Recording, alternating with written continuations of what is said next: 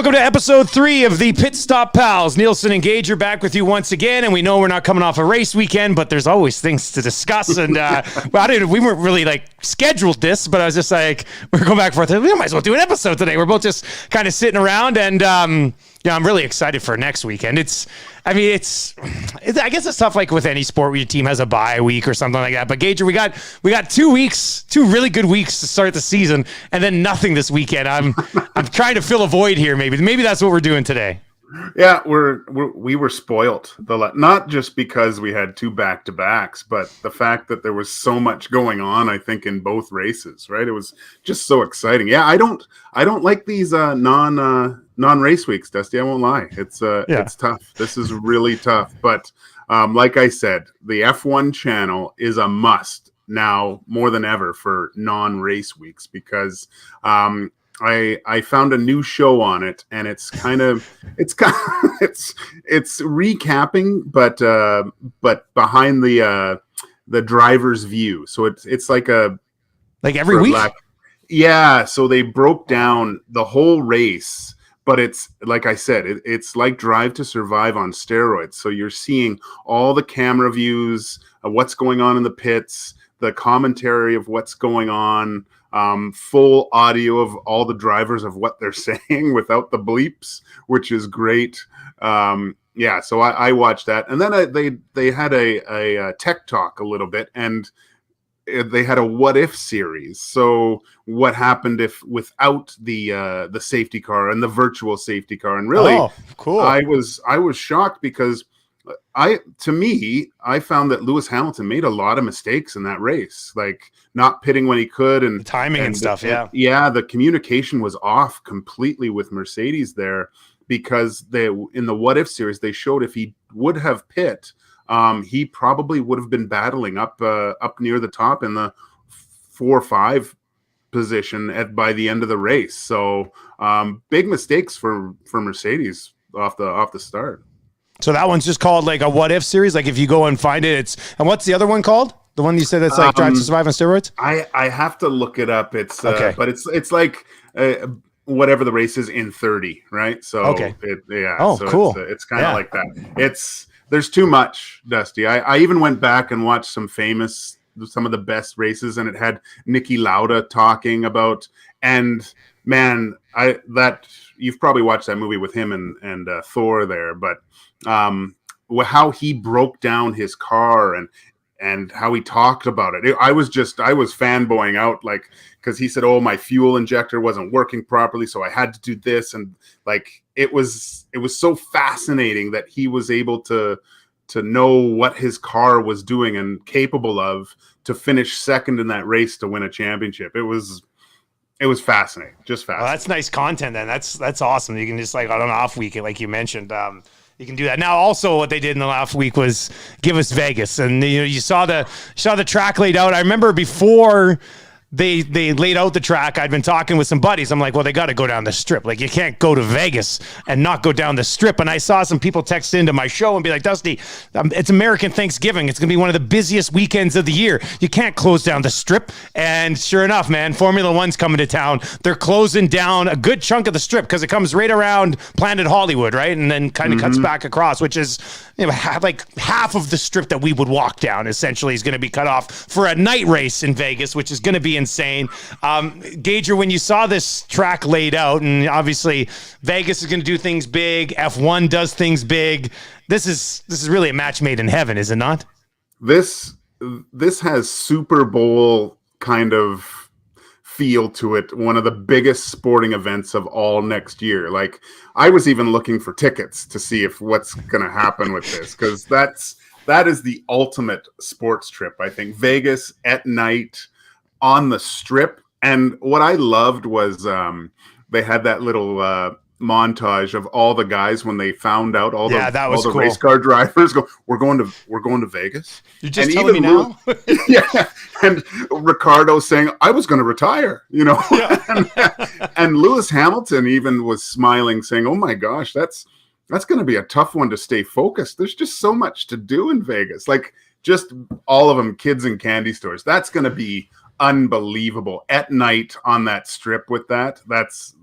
that's one to mark in your calendar for sure. Yeah, like to be sitting there, like let's say, and you saw, and we'll talk about the Harani posted a video of a virtual lap, but you saw a lot of the drawings. They had a bunch of mock-ups, and they got seats all over this racetrack.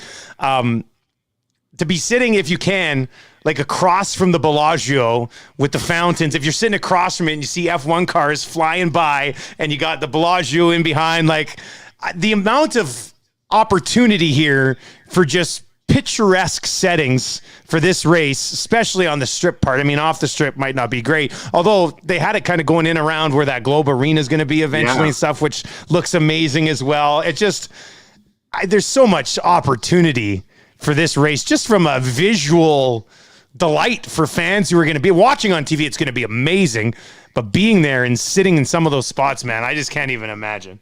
Just that whole race week is going to be fantastic, right? Just the amount of things going on. I mean, Vegas is known to have great events and things, but this is ridiculous. I think, like, the amount of money. Not that Vegas doesn't have a lot of money going in on weekends, but this weekend, I would like to see the numbers by the end of it, of how much revenue that city is going to make from this race. It's going to be incredible. And Vegas just says, like, I was in Vegas one time for New Year's Eve with Tammy when we were dating. It was like our first Christmas together, and we were literally laying in bed in Fort Mac on the 28th, and a commercial came on. It was like, spend New Year's Eve in Vegas. And that's what you could do before you had kids, right? We're like, yeah, let's go to Vegas tomorrow. Like, it was, and New Year's in Vegas, they shut down the whole strip. All the video screens are counting it down. It's amazing. I don't know if it was that trip or another trip. They were doing like a Red Bull sort of stunts where the guy was riding a motorbike across the strip and then up onto the one building next to the Eiffel Tower there. Like, it was just so many things that you can do there. It's just, I can't wait. I think it's going to be amazing. I know it's American Thanksgiving, but I would sure like to be there for that one. I think that might be pretty cool. That'd be a pretty good trip, man. Yeah. Did you watch the video that Harani posted of the track? Because it doesn't look overly challenging, to be honest with you. No, I mean, and then just digesting all the tech talk and I mean, this is going to be next year, so obviously they're going to make adjustments to the cars and things like that. But as of right now, just going through the last race, if you just take Ferrari and Red Bull's got the straightaway speed, right? So they really dominate on the straightaways. But Ferrari, they're so quick in the corners. So that kind of cat and mouse that we saw with Leclerc and Verstappen is cool. But if, like, looking at that track and seeing how many straightaways, and I know this is next year, it's going to really favor those cars that have that straightaway speed for sure. Yeah, it looks like you're going to have like multiple DRS zones right across, right along the strip. Like, probably one coming up, then you got a little corner, and then boom, probably right again. It doesn't look overly challenging.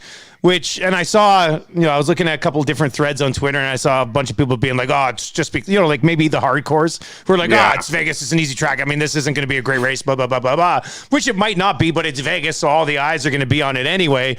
I do wonder if, and you said it's still over a year away. It's like a year and a half away. There might still be time to change a few things here or there, I think, as they get more time with it. But you wanted to roll this out right now. If you haven't watched it yet, go to Tim Harani's Twitter account. I'll retweet it so you can find it on my account as well. But it's like in the cockpit, driving around, and as a guy who plays a video game regularly, it does not look like a challenging track. So it should still be very exciting, though. It's Vegas, man. You can't go wrong. Now, Gager, with that being said, Vegas is going to be on the list for a lot of people, and just because it's Vegas and it's Formula One. But we were texting earlier today about like 3 races that you would like to attend in person. Are there 3 that jump off the page for you? Did you have to kind of look at this a little bit, or what did you come to for a conclusion here? Because I got like a list of 5 that I wouldn't mind. Yeah, I got 3, and well, I'd have to put Vegas in there. First of all, like, just because maybe I'll have Vegas, 4, but so I want to go. I'd love to go see the Red Bull Ring. That seemed like a cool one to go to. Then I have obviously Silverstone, just famous old track and stuff. I'd love to go see that. And the last one, it's tough because I was thinking it's a toss up, Monza or it might have to be Monza the next one, and just Ferrari and stuff like that, and see it. I think those would be the great races to go see, in my opinion. Those are the ones that I want to go see. It's tough because Monaco's at the top of my list. I mean, it was in Ironman. It's impossible to finish when I race it on the video game. It looks unbelievable, does it not? Like, it just looks insane. It's either Monza or Monaco, but everyone talks. It's not qualifying's great, but the actual race, it's just. You think from a sideline perspective, it might be a little bit of a mess? Maybe it's a little bit underwhelming with that. But I mean, for a place to go and sit around, I love the one. I don't know which racer it was. He didn't finish and just went right out of his car, went straight to a yacht and started drinking. I think it was Kimi did that, or I think it was. But yeah, it would be a nice place to go visit for sure. Yeah. So I put Monaco at the top of the list. Obviously, Vegas is in there. I'm not even counting it. Singapore was an interesting one. I Googled a couple of different lists, the top 8 races to attend, top 10 races to attend. And Singapore, they laid out, I know they all have the shows and stuff, but Singapore's delivered like the Red Hot Chili Peppers, Dua Lipa, and it's a night race. It was the first ever night race. Right. And I think the night races are pretty damn cool. So I think I'd put Singapore on the list. I mean, Abu Dhabi, and that looks like an absolutely amazing time as well. The Dutch Grand Prix with the orange, I mean, obviously laid out for Max, like it looks absolutely insane. So I had the Dutch Grand Prix, Singapore, and Monaco at the top of my list, but you mentioned some of the history there with Silverstone, and man, if we ever win the lottery, Gager, let's just do the whole bloody circuit, man. The whole circuit. I would have paddock passes, the whole bit, and just flying to every location. It would be fantastic.